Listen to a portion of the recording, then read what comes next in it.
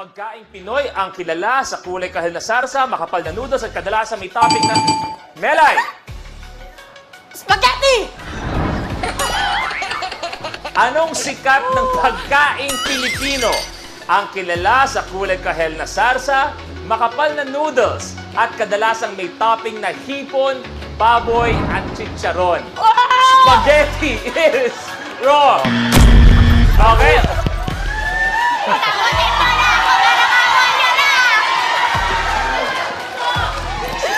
Si Kim ginawang classroom, oh. Parang gusto niya naman. Okay, dali lang. Anong sikat na pagkain Pilipino ang kilala sa kulay kahel na sarsa, makapal na noodles, at kadalasang may topping na hipon, baboy at chicharon? Steal!